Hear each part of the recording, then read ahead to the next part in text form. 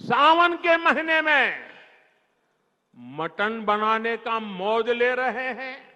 इतना ही नहीं, उसका वीडियो बना करके देश के लोगों को चिढ़ाने का काम करते हैं। सावन के महीने में वीडियो दिखाकर वो मुगल के लोगों के जमाने की जो मानसिकता है ना, उसके द्वारा वो देश के लोगों को चिढ़ाना चाहते हैं। नमस्कार दोस्तों, इसी साल 12 अप्रैल की बात है जब जम्मू कश्मीर के उधमपुर में अपने लोकसभा के भाषण के दौरान प्रधानमंत्री नरेंद्र मोदी ने राहुल गांधी और तेजस्वी यादव पर तंज कसते हुए कहा कि ये दोनों सावन में मटन खा रहे हैं, जिससे इनकी मुगल मानसिकता दिखाई देती है।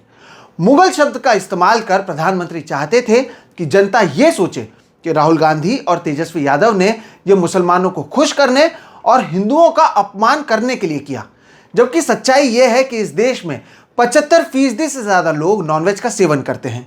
लेकिन इसके बावजूद जानबूझकर यह बताने की कोशिश की जाती है कि नॉनवेज का सेवन केवल मुसलमान करते हैं और इसे हमारे देश में एक गंदी नज़र से देखा जाता है। हाल ही में बकरा ईद से पहले पुरानी दिल्ली में जैन समुदाय के लोगों ने मुसलमान बनकर 124 बकरों को खरीदा और ये कहा कि हमने इन जानवरों की जान बचाई है। अब ये नेशनल खबर बन चुकी है और कई लोग जहां इसकी तारीफ कर रहे हैं, तो वहीं सवाल यह है कि आखिर बकरा ईद से पहले ही बकरों को बचाकर या मटन खाने वालों को मुगल मानसिकता का होने की बात कहकर एक पूरे समुदाय को क्यों बार बार निशाने पर लाया जाता है। नमस्कार दोस्तों, मेरा नाम है सोहित मिश्रा और आप सभी का एक नए वीडियो में बहुत बहुत स्वागत है। दोस्तों, बकरा ईद से पहले पुरानी दिल्ली से यह खबर आई कि जैन समुदाय से आने वाले कुछ लोगों ने करीब 15 लाख रुपए जमा किए और बकरा ईद से पहले उन्होंने मुस्लिम बनकर करीब 124 बकरों को खरीदा, जिसे उन्होंने अब चांदनी चौक के एक जैन मंदिर में रखा हुआ है। इस समुदाय से आने वाले लोगों का कहना है कि उन्होंने इन 124 बकरों की जान बचाई है और अब इस मंदिर में स्पीकर के जरिए जैन मंत्र बजाकर इन बकरों को शांत कराने की कोशिश भी लगातार की जा रही है। द प्रिंट की खबर के अनुसार बकरों को खरीदने के लिए जैन समुदाय के लोगों ने जामा मस्जिद, मीना बाजार, मतिया महल और चितली कबर जैसे इलाकों का जायजा किया। उन्होंने कुर्ता पहना और इसके साथ ही मुस्लिम वेश का धारण किया ताकि कोई भी इन पर शक ना करे। मुद्दा अब नेशनल खबर बन चुकी है और वही लोग जो दिवाली में पटाखे जलाकर धर्म की रक्षा करने की बात करते हैं, वो इस कार्य का स्वागत करते हुए आपको सोशल मीडिया पर नजर आएंगे। लेकिन दोस्तों, यहां पर सवाल ये उठता है कि आखिर ये सब बकरा ईद से ही पहले क्यों किया गया। आमतौर पर इस देश में मटन और चिकन का सेवन करोड़ों लोग लगभग हर रोज ही करते हैं। ऐसे में केवल बकरा ईद से पहले कुछ बकरों को खरीद कर ये क्या बताने की कोशिश कर रहे हैं और सोशल मीडिया पर इस पर लगातार चर्चा क्यों जारी है। अगर जैन धर्म की बात करें तो इस धर्म से आने वाले लोग मांस मटन का सेवन नहीं करते हैं। जैन धर्म के लोग अगर मांस मटन नहीं खाते हैं तो ये उनके आस्था का विषय है और उसका सम्मान करना भी चाहिए। लेकिन ठीक उसी तरह से मुस्लिम समुदाय से आने वाले लोग बकरा ईद में बकरा का सेवन करते हैं, ये इनकी आस्था का विषय है। ऐसे में सवाल ये उठता है कि जैन समाज के कुछ लोगों द्वारा बकरों को ठीक मुस्लिम त्योहार से पहले बचाने की बात करना क्या मुसलमानों के आस्था का अपमान नहीं है? आप सोचिए इस बात पे। भारतीय संविधान हर किसी को अपने आस्था के अनुसार जीने का अधिकार देता है, लेकिन जानवरों को खरीदकर एक मंदिर में रखना, एनिमल क्रुएल्टी की बात बकरा ईद से पहले करना और इस पर मीडिया की ओर से बड़े बड़े आर्टिकल लिखा जाना, आखिर ये क्या दर्शाता है दोस्तों? तमाम रिपोर्ट्स के अनुसार इस देश में लगभग 20% लोग ही शाकाहारी हैं और इस तबके में मैं खुद भी शामिल हूं। लेकिन शाकाहारी होने का मतलब जो लोग मांसाहारी हैं वो गलत हैं और हम सही, ऐसा बिल्कुल नहीं है।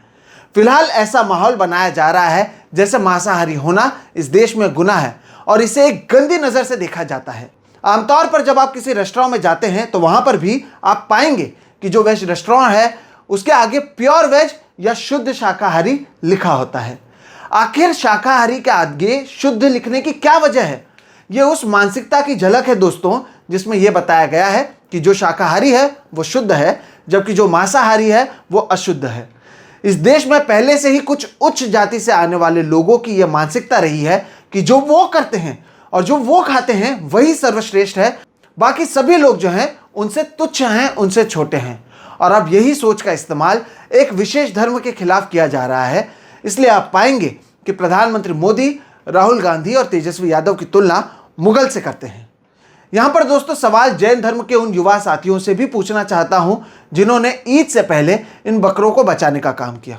इस देश में ऐसे कई मंदिर हैं जहां पर जानवरों की बलि दी जाती है। यह परंपरा सालों से चली आ रही है और हिंदू धर्म में आस्था रखने वाले कई लोगों को देवी की पूजा करने के बाद मटन बतौर प्रसाद भी दिया जाता है। मछली आप खाते हैं कि नवरात्रि में मुझे पता नहीं है, लेकिन अगर हमारा प्रसाद होता है। हाँ। अष्टमी को हमारा प्रसाद होता है वो जी, लेकिन उनके हिसाब से तो ये हिंदुत्व के खिलाफ है। वो तो हमें कहते हैं जय भवानी जय शिवाजी मत कहो। क्या इन मंदिरों के बाहर से भी जानवरों को बचाने और रेस्क्यू करने की कोशिश की जाएगी या फिर ऐसा कार्य केवल मुस्लिम त्योहारों तक ही सीमित है? यह मेरा साफ सवाल है। महाराष्ट्र और बंगाल में भी ऐसे कई जगहों पर नवरात्र में अष्टमी में मांस मटन खाया जाता है। यह सही है या गलत, इसका निर्णय कौन करेगा? जैन समुदाय के ये साथी इसके बारे में क्या सोचते हैं? मैकडॉनल्ड्स और KFC जैसे कंपनियां हर रोज बड़े पैमाने में मांसाहारी खाना बनाते हैं और इसका व्यापार करते हैं। क्या यहां से भी जानवरों को रेस्क्यू कराने की कोशिश की जाएगी? ये सवाल है मेरा। द हिंदू के इस खबर के अनुसार जानवरों की रक्षा करने की बड़ी बड़ी बात और राजनीति करने वाले बीजेपी नेता संगीत सोम खुद एक मीट एक्सपोर्टिंग कंपनी से जुड़े रह चुके हैं। वो अल दुआ नामक कंपनी के डायरेक्टर रह चुके हैं और ये कंपनी हलाल मीट प्रोसेस करने का काम करती है। क्या इनके खिलाफ भी दिल्ली के जैन समुदाय के ये युवा आंदोलन करेंगे? नरेंद्र मोदी और बीजेपी की तारीफ करने वाले जो शख्स हैं मोहनदास पाई, इन्होंने खुद मीट डिलीवरी स्टार्टअप लिशियस में पैसे निवेश किए हैं और इस उद्योग से वो खुद जुड़े हुए हैं। क्या इसका भी विरोध कर वहां से जानवर खरीदे जाएंगे या फिर केवल बकरों की जान की कीमत इन लोगों को ज्यादा है? चिकन से इनका कोई लेना देना है या नहीं, ये भी सवाल है। चिकन को तो आप रेस्क्यू नहीं करते हैं। इतना ही नहीं, खुद प्रधानमंत्री दोस्तों अपने भाषण में ये बोल चुके हैं कि वो ऐसे जैन समुदाय के लोगों को जानते हैं जो मांस मटन के व्यवसाय से जुड़े हुए हैं। क्या उनके खिलाफ भी कोई कदम हमारे जैन समुदाय के ये साथी उठाएंगे? दोस्तों मामला साफ है। ईद से पहले ही इस तरह का स्टंट जानबूझकर किया गया ताकि यह बताया जाए कि कैसे मुसलमान क्रूर हैं और मांसाहार का सेवन करते हैं, जानवरों की वो जान लेते हैं। जबकि सच्चाई यह है कि हिंदू धर्म के अगर आप कुछ जातियों को छोड़ दें तो लगभग हर कोई मांस मटन खाता है, लेकिन निशाने पर कौन है? केवल मुसलमान। हमारे देश में पहले से ही कई जगहों पर मुसलमानों और दलितों को घर नहीं दिए जाते हैं, तो वहीं ऐसे भी कई सोसाइटी मौजूद हैं जहां पर नॉनवेज खाने वालों को किराए पर घर नहीं दिया जाता और घर खरीदने भी नहीं दिया जाता है। यह दर्शाता है कि कैसे कुछ लोग अपने आसपास भी गुंडागर्दी कर दूसरे लोगों को उनकी आस्था का पालन करने नहीं देते हैं। यही है वो सर्वश्रेष्ठ होने की भावना जिसका इस्तेमाल कर कुछ जातियों से आने वाले लोगों ने सालों तक दूसरे जातियों का शोषण किया है। यहां पर यह भी साफ करने की जरूरत है कि यह पूरा मामला मुस्लिम द्वेष से संबंधित है। इसलिए इस चुनाव में प्रधानमंत्री मांस, मटन, मुगल, मुसलमान का जिक्र करते नजर आते हैं। इसलिए हम देखते हैं कि कैसे JDU के सांसद देवेश चंद्र ठाकुर कहते हैं कि वो मुसलमानों और यादवों के लिए काम नहीं करेंगे क्योंकि उन्होंने वोट नहीं दिया है।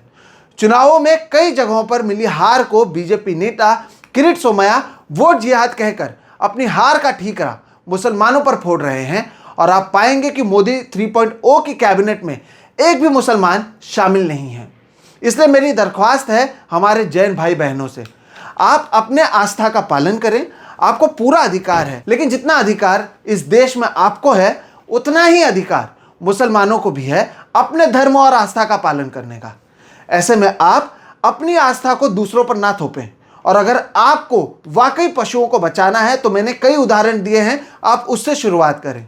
वैसे भी साल 2023-24 में भारत ने 1,08,28,995 किलो जो मांस है शीप और बकरों का, इसका एक्सपोर्ट किया है। जैन समुदाय से आने वाले इन साथियों से मेरा अनुरोध है कि अगर आपको शुरुआत करनी है तो आप सबसे पहला प्रश्न पूछिए इस देश के प्रधानमंत्री नरेंद्र मोदी से। जैन त्योहार पर्यूषण के समय मुंबई में कई जगहों पर मीट शॉप्स को बंद करने की बात की जाती है। यह कैसे सही है? आप अगर इसे नहीं खाते हैं तो दूसरों को खाने से आप कैसे रोक सकते हैं? यह भी सवाल पूछना चाहता हूं। मेरा यह संदेश उन लोगों के लिए है जो अपनी मान्यताओं और परंपराओं को दूसरे से बेहतर मानते हैं। यह देश किसी धर्म या आस्था पर नहीं, बाबा साहेब अंबेडकर के संविधान पर चलता है और यहाँ पर हर किसी को बराबर का अधिकार मौजूद है।